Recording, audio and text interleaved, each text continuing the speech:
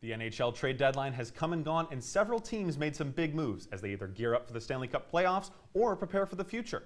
I'm joined by our experts Andrew Vendelis and Brad Klier as they discuss the biggest moves made at the deadline. So Brad, we'll start with you. Two title contenders making some major splashes.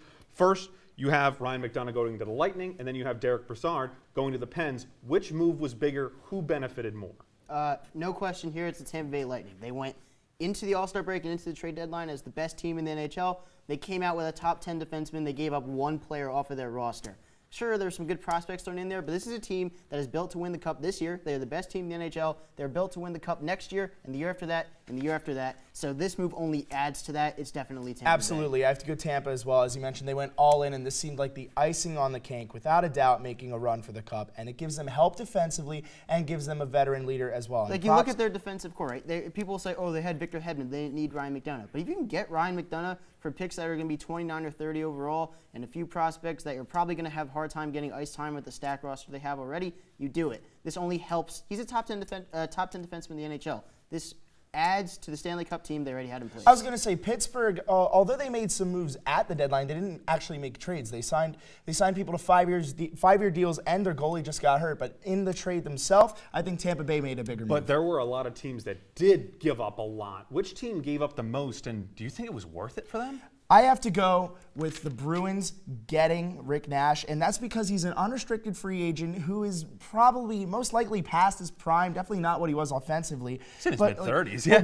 Why would you go and risk your future talent, risking your future. Even if it is a 7th-round pick in 2019, okay, it's still a potential part-time acquisition there.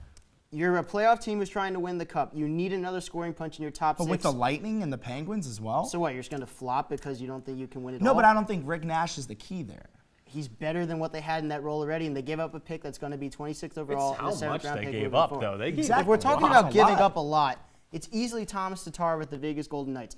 They were trying to get Erik Karlsson going up to the deadline and just missed out. Thomas Tatar has the same amount of points as Rick Nash. Rick Nash was acquired for a first and a 7th and some few bad contracts. Thomas Tatar was a first, second, and third round pick. I get Vegas wanting to add to their team in some way, but this kind of felt like, well, it actually was a desperation move and giving up basically whatever it would cost. I mean, but Vegas is still in their first year of play. Boston, you're looking at an established team still trying to elevate their chances. What does that have to do with anything? Vegas I is the just best think team in the Western Conference. They gave up more. No, they didn't. A first, second, and a third is more than a first and a 7th. What are you talking about? In terms of talent and future, they have the same amount of points. They have the impact on the franchise. I think Rick Nash is a short-term decision that'll have long-term effects. Tom Tatar has 1 year more in his contract than Rick Nash. So, who's to say they won't re-sign Rick Nash? So I'm pretty sure I know your answer for this, Brad, but there were a lot of teams that bought, obviously a lot of teams that sold as well, but which buyer's team was is the most set up for the future now? Well, even if we included sellers, my answer would still remain the same, and that's the Tampa Bay Lightning.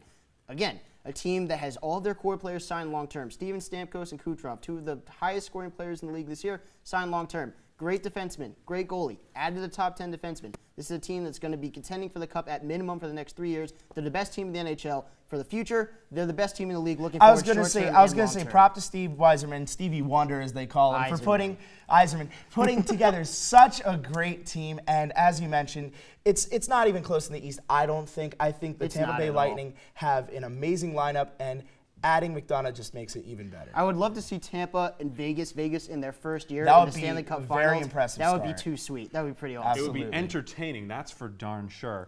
But that's all the time we have from the rink. But don't go anywhere because Thomas will be hitting the diamond for some college softball right after this.